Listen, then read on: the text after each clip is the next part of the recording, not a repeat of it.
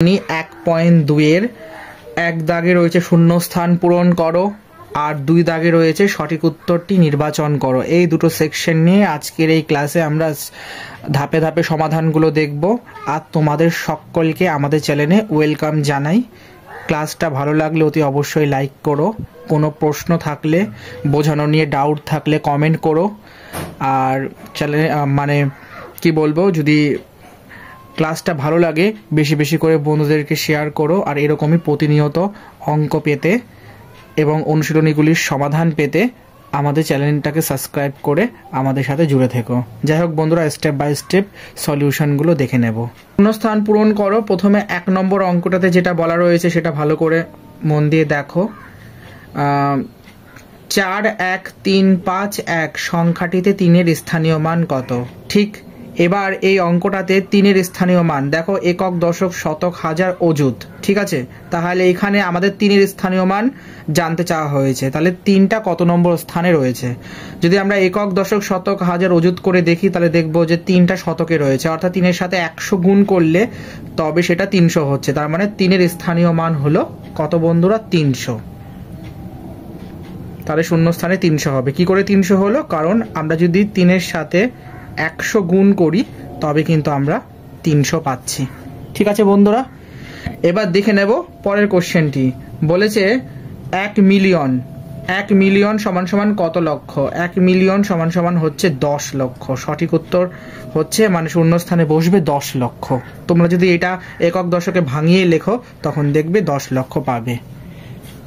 দেখে নেব 3 নম্বর কোশ্চেনটির সমাধান। বলছে 9, 6, 8, 3, 5, 6 সংখ্যাটিতে প্রথম 6টি শেষ 6-এর গুণ কত? ঠিক আছে বন্ধুরা, তো এই অঙ্কটির যে সমাধান সেটা হচ্ছে প্রথম 6টি মানে 1, 2, 3, 4, 5। ঠিক আছে বন্ধুরা, তাহলে আমরা কি লিখব? 1-এর পিঠে 1, 2, 3, 4, অর্থাৎ 1-এর পিঠে 4টে শূন্য। যদি একক, দশক, শতক, হাজার, অযুত কি বলবো, এটাকে যদি 10,000 আমরা গুণ করি তাহলে কিন্তু আমরা এই নির্ণীয় সংখ্যাটিতে যে বলছে নির্ণীয় সংখ্যাটিতে প্রথম 6টির শেষ 6-এর কত গুণ? 10,000 গুণ। তাহলে এটা সঠিক উত্তর হচ্ছে 10,000 গুণ হবে। দেখে নেব 4 নম্বর কোশ্চেন। তাহলে এটার উত্তর হবে কত বন্ধুরা? 1000 গুণ। আর এটা একটুখানি বাড়িয়ে দিলে শূন্যস্থানটা এখানটায় হবে। বলছে 7 অঙ্কের ক্ষুদ্রতম সংখ্যাটি কত? 7 অঙ্কের ক্ষুদ্রতম সংখ্যা হচ্ছে 1-এর পিঠে 6টা শূন্য। তাহলে 1, 2, 3, 4, 5, 6, 1, 2, 3, 4, 5, 6, 7। বন্ধুরা এটা হচ্ছে সঠিক উত্তর। আর যদি বৃহত্তম সংখ্যা জানতে চাইতো তাহলে আমরা 7টা 9 লিখে দিতাম। আশা করি বন্ধুরা তোমরা বুঝতে পেরেছো। যদি কারোর কোনো ডাউট থাকে তাহলে তোমরা অতি অবশ্যই আমাকে প্রশ্ন করবে। বলছে একটি যুগ্ম ও একটি অযুগ্ম সংখ্যার যোগফল সর্বদা একটি সংখ্যা হবে। একটি যুগ্ম ও একটি অযুগ্ম সংখ্যার যোগফল সর্বদা একটা অযুগ্ম সংখ্যাই হবে। কি করে অযুগ্ম সংখ্যা হবে সেটা যদি জানতে চাও তাহলে অতি অবশ্যই আমাকে কমেন্টে জানাও। 6 নম্বর বলেছে 5, 0, 1, 8, 6 দ্বারা গঠিত বৃহত্তম সংখ্যাটি হলো ড্যাশ ও ক্ষুদ্রতম সংখ্যাটি হলো ড্যাশ। তার মানে এখানে 1, 2, 3, 4, 5টা এই 5টা সংখ্যা দিয়ে তোমাদেরকে বলা হচ্ছে যে একটা বৃহত্তম সংখ্যা বানাও। যদি বৃহত্তম সংখ্যা বানাই তাহলে এটাকে কিভাবে বানানো যায়? 8, 6, 5, 1, 0। কারণ এটা একটা বড় সংখ্যা। এবার ইচ্ছা খুশি মতো তোমরা মুর্দা কথা বড় সংখ্যা বানাতে পারলেই হলো। তো যদি আমরা এতগুলো সংখ্যা দিয়ে একটা বৃহত্তম সংখ্যা বানাই তাহলে আমরা এটা বানাতে পারছি। আর যদি ক্ষুদ্রতম সংখ্যা বানাই তাহলে কিরকম হয় বন্ধুরা, যে এই এতগুলো সংখ্যার মধ্যে তোমাদেরকে ক্ষুদ্রতম সংখ্যা বানাতে হবে। সেটা হচ্ছে 1, 0, 5, 6, 8। তাহলে এটা বন্ধুরা একটা বড় সংখ্যা আর এটা হচ্ছে একটা ক্ষুদ্রতম সংখ্যা। সংখ্যাগুলো কমা কমা দেওয়া রয়েছে, পরপর জাস্ট সাজিয়ে সংখ্যাগুলোকে বানানো হচ্ছে। দেখে নেব বন্ধুরা 7 নম্বর কোশ্চেনটির স্টেপ বাই স্টেপ সমাধান। বলছে একমাত্র যুগ্ম মৌলিক সংখ্যা হলো। একমাত্র যুগ্ম মৌলিক সংখ্যা একটাই, সেটা হচ্ছে 2। এবার 2টা দেখতে যৌগিক সংখ্যা, বাট এটাকে আমরা যৌগিক সংখ্যা বলবো না, এটাকে আমরা মৌলিক সংখ্যা বলবো। দেখবে 2 কে 2 আর 1 ছাড়া আর অন্য কোনো সংখ্যা দিয়ে ভাগ যায় না, তার মানে উত্তরটি হবে 2। বলছে 3টি পৃথক অঙ্ক দ্বারা গঠিত 3 অঙ্কের বৃহত্তম সংখ্যাটি হলো। 3টি পৃথক অঙ্ক দ্বারা গঠিত 3 অঙ্কের বৃহত্তম সংখ্যা। বন্ধুরা 3টি সংখ্যা দিয়ে তোমাদেরকে একটা বৃহত্তম সংখ্যা তৈরি করতে হবে, সেটার উত্তর হচ্ছে 9, 8, 7। এটা হচ্ছে সঠিক উত্তর। 5টি পৃথক অঙ্ক দ্বারা গঠিত 5 অঙ্কের ক্ষুদ্রতম সংখ্যাটি হলো। 5টা ক্ষুদ্র মানে এরকম সংখ্যা নিতে হবে যে সংখ্যাগুলো একটা আরেকটার সাথে মিলবে না, অর্থাৎ 5টা পৃথক সংখ্যা নিয়ে তোমাদেরকে অঙ্ক সংখ্যাটা বানাতে হবে। যদি 5টা পৃথক সংখ্যা লিখি তাহলে কিভাবে লেখা যায় বন্ধুরা? দেখো 1, 0, 2, 3, 4। দেখো 1, 0, 2, 3, 4 এগুলো প্রত্যেকটা কিন্তু আলাদা আলাদা সংখ্যা, মানে একটা আরেকটার সঙ্গে মেলে না। তার মানে 5টা পৃথক সংখ্যা পরপর বসিয়ে কি করলাম, একটা 5 অঙ্কের ক্ষুদ্রতম সংখ্যা তৈরি করলাম। 10 নম্বর কোশ্চেনটিতে বলেছে 9, 8, 7, 6, 1। ঠিক আছে বন্ধুরা, সংখ্যাটির ঠিক আগে অযুগ্ম সংখ্যাটি লিখতে বলা হচ্ছে।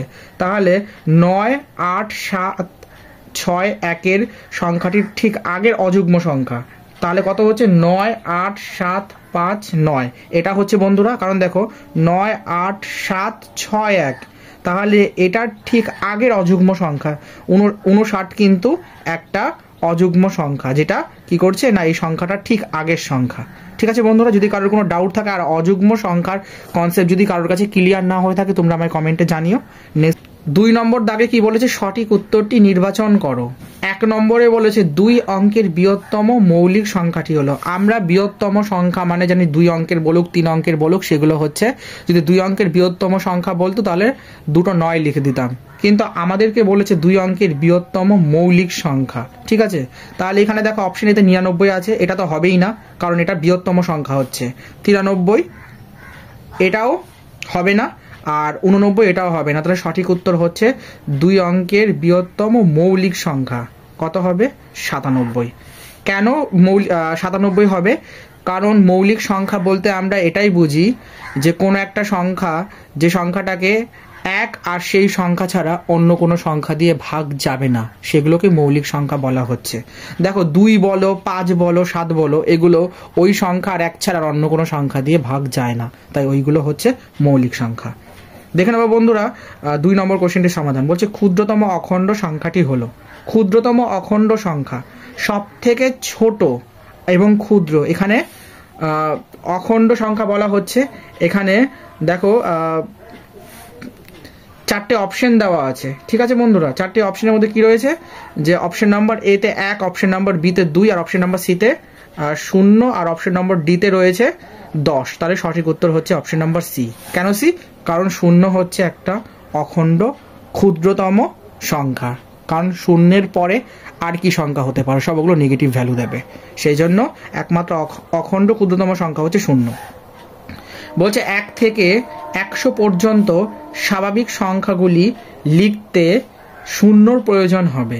তার মানে 1 থেকে 100 পর্যন্ত তোমাদের যদি বলা হয় স্বাভাবিক সংখ্যা লিখতে, তাহলে কতগুলো 0-র প্রয়োজন হবে? 0-র প্রয়োজন হবে 11টা।